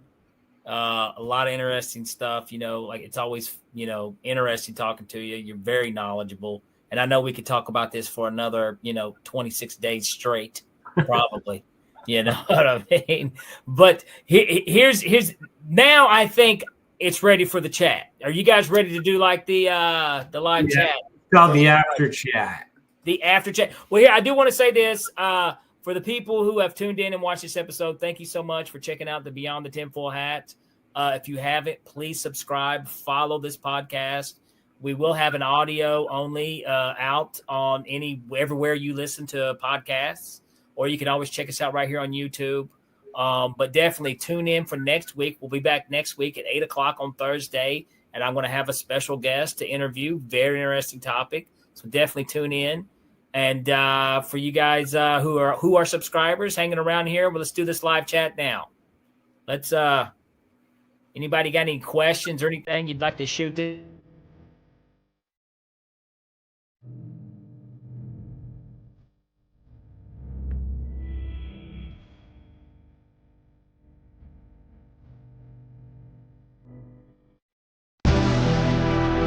All right, that does it for this episode of Beyond the Tinfoil Hat. A big shout out for tonight's awesome guest, and a bigger shout out for everyone who tuned in. And if you haven't done so yet, be sure to subscribe to us on YouTube or wherever it is you listen to your podcasts. And like always, be sure to stay curious, heed the world, and keep the paranormal normal. I'm your host, Danny Whitson, and this has been Beyond the Tinfoil Hat.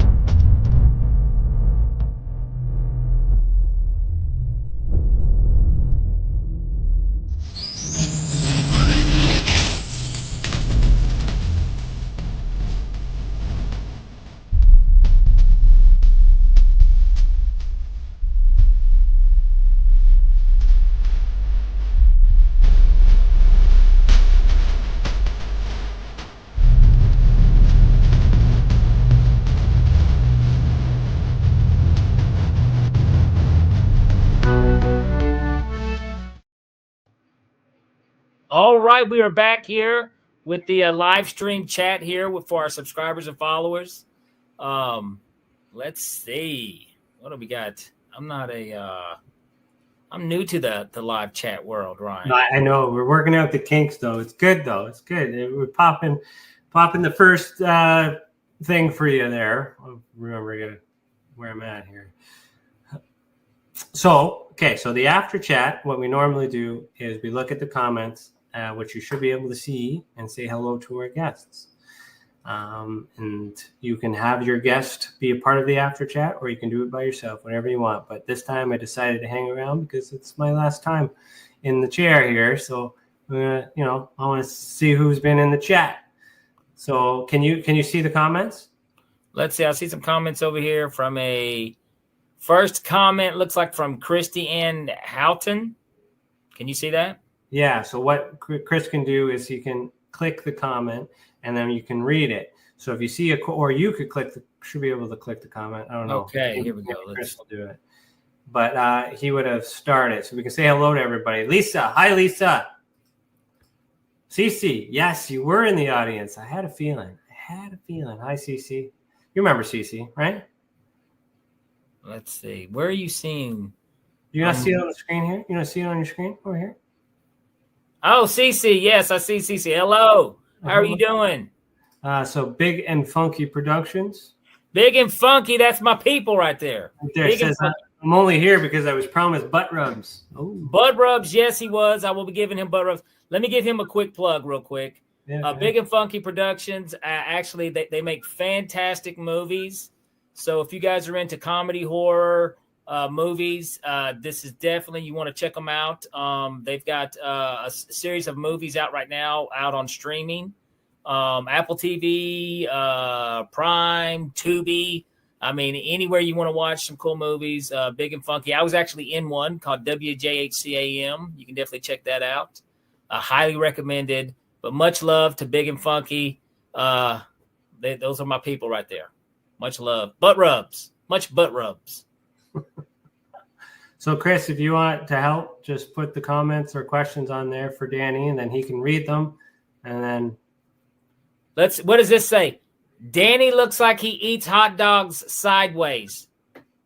Don't put that one on there. Is it on there? So Ray says nuns don't work on Sunday. I don't know where that came from. No Nuns comment? don't work on Sunday. Have you seen The Nun? Have you seen The Nun? Not the movie, no. Okay. Well, you know what? You know what would be more terrifying would be The Priest. Okay, let's just say that. All right. Let's leave it at that. Sorry, Catholics. It's a release, not a fight. What does that mean? So these are comments from earlier in the show. So this is a comment from 817, right? So we'll work at the cakes. If you want to do the comments in the middle of the interview, they're off to the side. You can pull them up. You do them however you want. This format is just how I've done it. This army had no idea. Yeah, he was in the army. Yes, You're getting all the questions. Had no clue you was an army man. Yep. You're kind of like a Rambo. Well, yeah. This isn't my war. CC says everything is connected. We are one. Yes. I totally agree, CC. I think you can learn that without doing shrooms or an acid trip. But if you want to do DMT, that's your thing. Do it. But I totally agree. We are one. So for the audio listeners, actually, no, they're not going to get the podcast. Never mind. You guys can, read it. I don't believe in ETs anymore. The PSYOP got me for a while. The UAP exists, but they aren't coming from outer space. You know, there's a very strong chance you're right. They could be here already. I mean, like I said, I think there's a possibility that, interdimensional beings, they just become from another dimension, or like I said, hell, they could be here. We just don't realize that they've always been here. You could be totally right.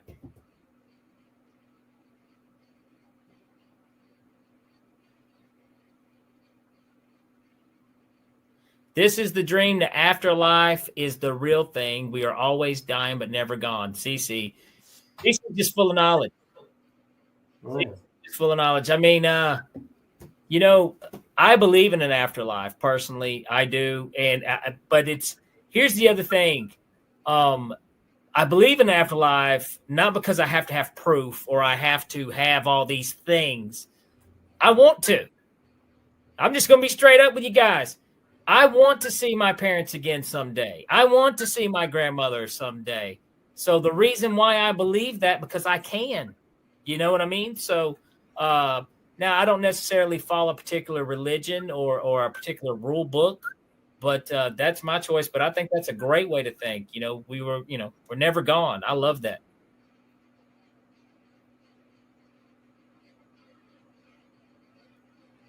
I don't think you can study ufology without understanding spirituality. The entities are highly spiritual. I'm on that too. CC is just. I agree with that 100%. And trying to I spent so many years trying to convince these people to do that, but they'll figure it out on their own. It took me a while to let that shit go. But ufology is the study of unidentified objects. So how can you actually study something you cannot identify? You don't know exactly to study it. So the term ufology is I think is bullshit. Yeah, it's just a word. Mm-hmm. Lisa, my experiences are not spiritual, but I find how other experiencers are spiritual very interesting. I think it's a personal thing, because I am a spiritual person. That's what I consider. And I I always used to laugh at people who said, I'm spiritual. And I was like, what the hell is that? What does that even mean? But it wasn't until, I put some deep thoughts, a lot of thinking, a lot of self-awareness into it. It's like I said, I think people who have had true experiences, which I've had, it kind of opens your mind up to that spiritual world.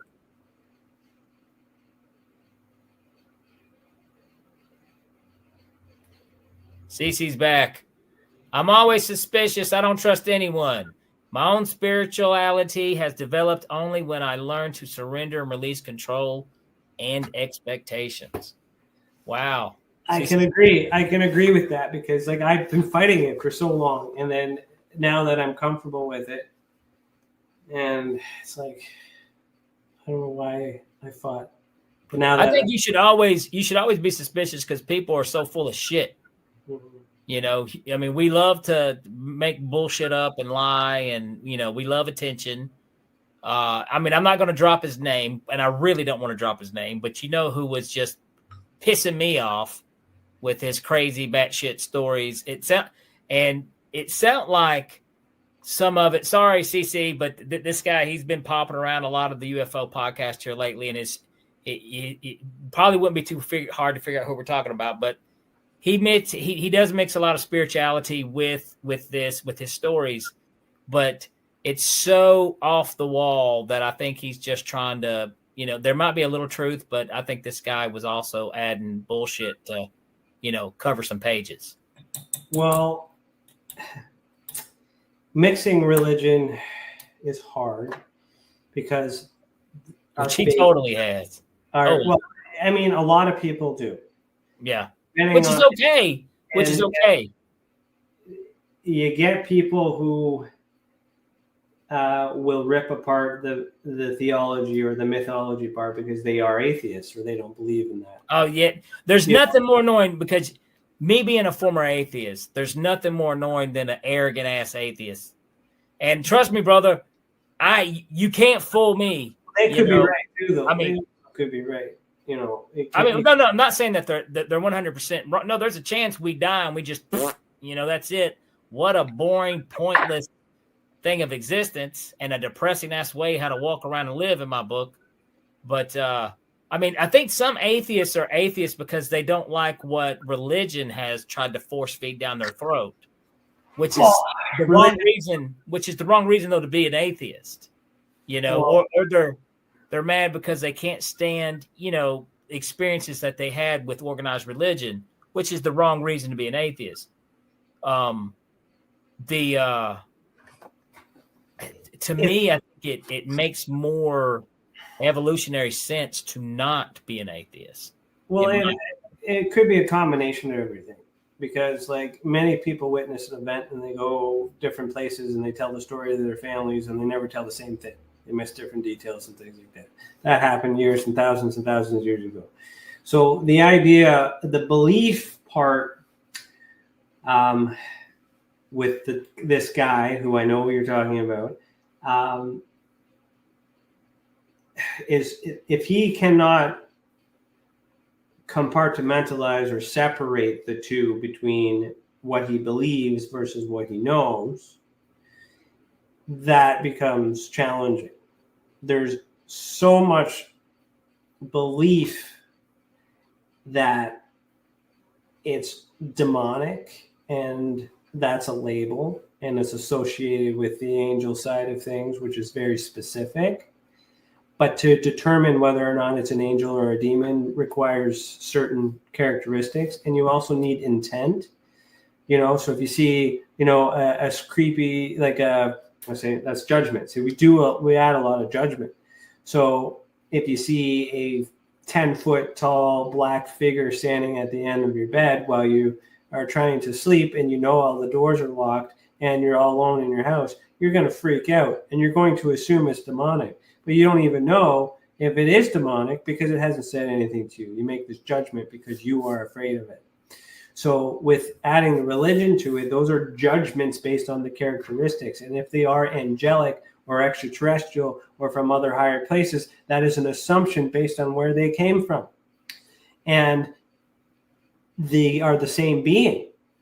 I am capable of doing bad things. I'm just as much as I am capable of doing good things. When I do good things, you could call me an angel. When I do bad things, you could call me a demon. I've been called worse. I have that choice. So when we put that spiritual label on it, it's very specific to that faith. But is that faith perfect? No, because there's thousands of other faiths out there, and this story has been told many, many, many different times. So the danger with the we'll say, with his testimony, is he's really putting his cards down on this being specific to a Catholic and Catholic only experience. Yeah. No, and I got to say something that's interesting, because a lot of times, I didn't think of that, like people who, it's easy to see something that you don't understand, and if it looks unfamiliar to you and uncomfortable to you, you're going to associate it to being bad, evil. But if it was, is also if you see, Brad Pitt wearing a toga, and you're like, oh, it's Brad Pitt wearing a toga, that's not going to hurt me, Well, but then you see like this big dark figure standing over there, and you're like, oh my God, it's got to be evil. That's true. I mean, you it's just like anything else. We base that assumption based out of fear. But even Brad Pitt wearing a toga, you'd be like, oh, he ain't going to do anything. And next, he's freaking Troy, boom, kill you. Yeah. Troy, he sneaks out on you, like. He's fingering your ear holes, doing weird things. So we as experiencers are quick to judge. When you're having your experience, you need to collect the details and not make assumptions. And if they don't tell you that they, are mean to do harm, then they're not going to do harm. But then you get experiences where actually harm happens. And it's a little trickier to convince the experiencer that they don't intend to be harmful or that they're demonic, because evil things happen to them. But are they evil? So like, if you're in an operating room and the anesthetic wears off and you're freaking the fuck out, that would suck. But they're helping you. It's terrifying because you don't know what's going on, but their intention is to save you. If you look at, the Travis Walton experience, whether that's true or not, you believe it one way or another. His belief is that those extraterrestrials were trying to repair the damage that they caused. But in somebody else's interpretation, if they don't remember any of that and they wake up and they see extraterrestrials operating on them, yeah, that's terrifying if the context isn't there. So we have to, it's hard to do. Like, I lost my mind with my experience. I've only found it recently, like 2 days ago. 2 days ago. Damn it. Well, I tell you, do we have any more? Do we have any more questions? Anything? Any comments? Chris?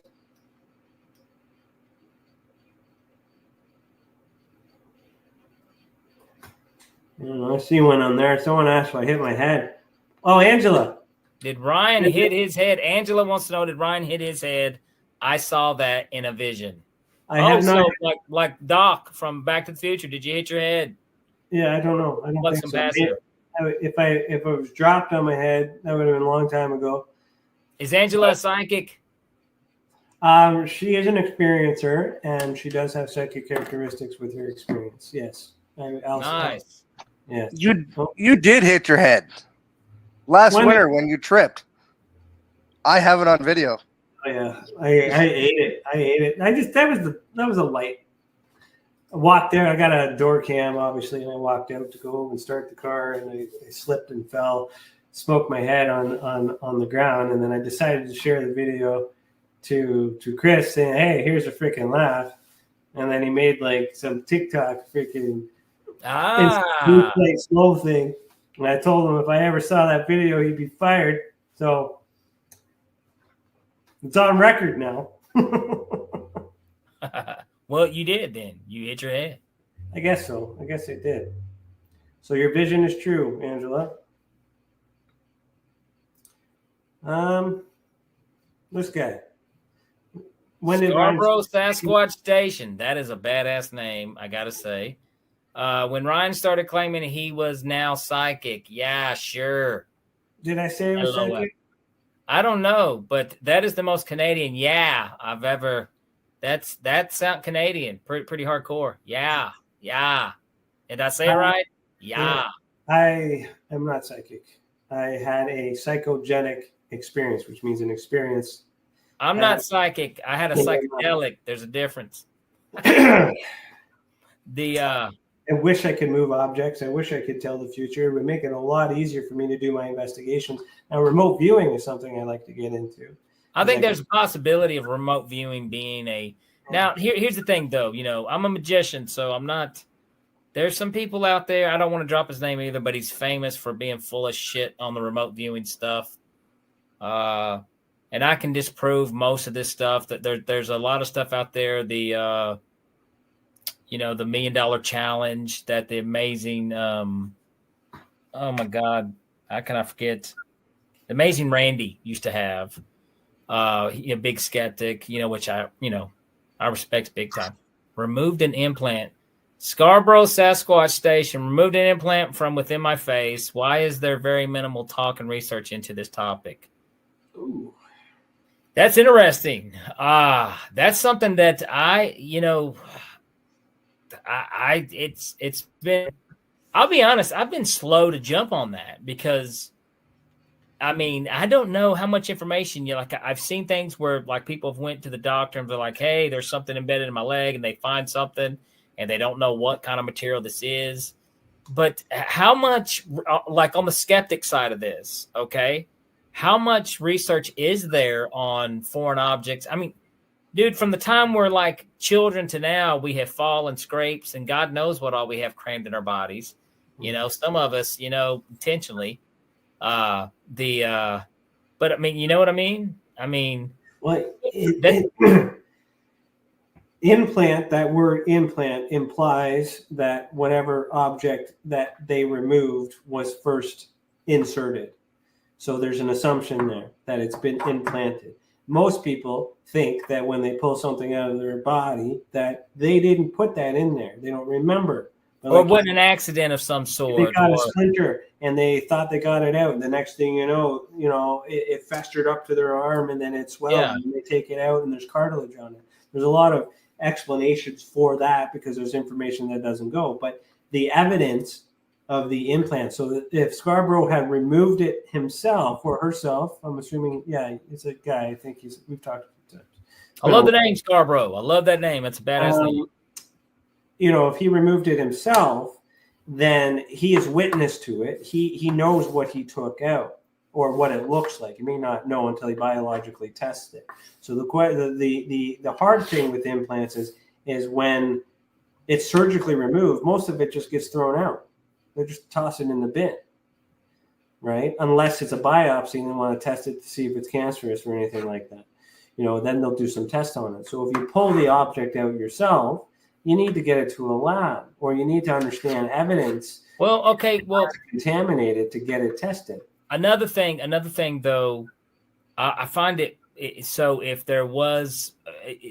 you had an experience where you were abducted, and then because of some of these stories, that is what is taking place. They've had an experience where they've been abducted, and then later on they find something, in their skin, and they have it removed. And a lot of times it's we don't know what type of material this is. This is insane. Now, we don't know how easily anyone could tell what kind of material is that's been embedded in your body for, 26 years, or not to be even a skeptic side of it. To say that that was really put there by extraterrestrials or from an abduction experience that you had, and it was something. But the other thing that I find, kind of weird there is, why would they intentionally leave something there? Was it accidental? What was what's the point? They don't need to put an Apple iPod stuck to you. What is it? There's a lot of missing information. And in another similar situation where this gets messed up is you'll have an experience where people are, this is the story, and I get this so many times. It's just look at this picture, look at this object. And I'm looking at it, and I can tell that it's a light refraction. I can tell, hands down, because I've looked at millions of them. And I've been able to prove it, do the math, I've done it. And I can simply say it, that this is a light refraction. But people cannot, accept that. You have to explain it. You got to do the math for them. But then it's like, well, tell me how this experience happened. Well, I took some pictures with my family, and then I left. And then, okay, that's great. And then what happened? Well, then we carried on our day. And we did this and we did that. Okay, and then what happened? Well, then I came home, and a few weeks later, I was looking through my pictures. And when I looked through my pictures, I saw this anomaly that wasn't there when I took it. And their thought process is because it wasn't there when they took the photo and they're looking back at it, that it must have been supernatural. Meanwhile, so much time has passed, so much information, has been avoided or not documented. And it completely eliminates the possibility of them having a true experience because they didn't notice it. And you can clearly see that it's reflecting light from the iris of the camera.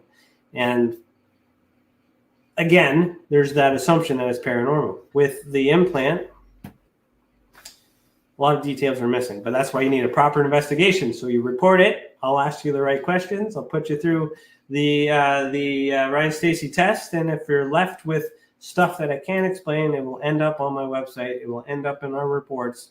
And I will be asking other people to tell me what it is, because there are some weird shit that I cannot explain.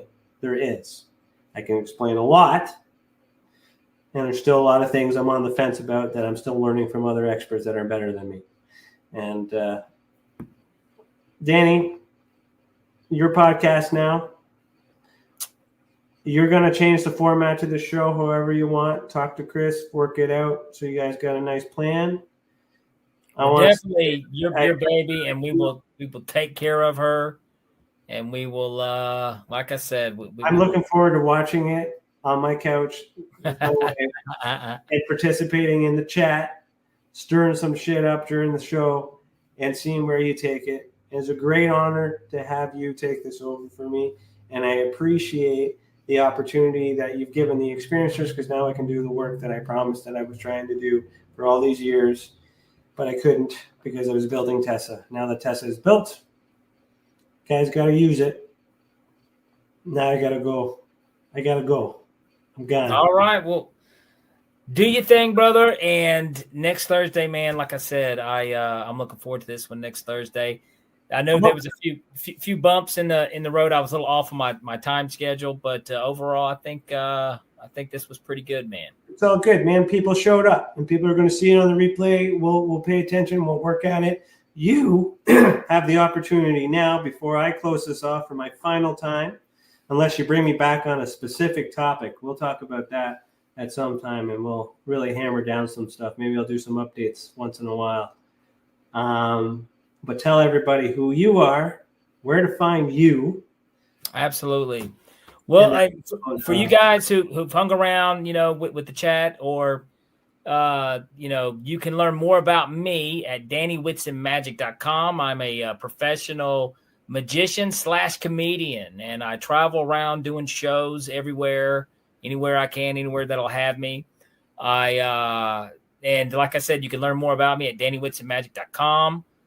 You can check me out on social media at Danny Whitson Magic and Comedy, or at Super Magic Boy on Instagram. I post a lot of information about myself there too. I'm very interested in the paranormal and UFO world. And although I love to laugh, I love to make fun of things, I love magic, but I do take this topic very serious. So, I do like to make things a little lighthearted, but that doesn't take any of the seriousness away from this topic. But yeah, definitely. Learn more about me. You can check that out. Go to the website. Give me a follow on social. And I look forward to seeing some people come back next week. All right. Chris, cue the music. Good to go.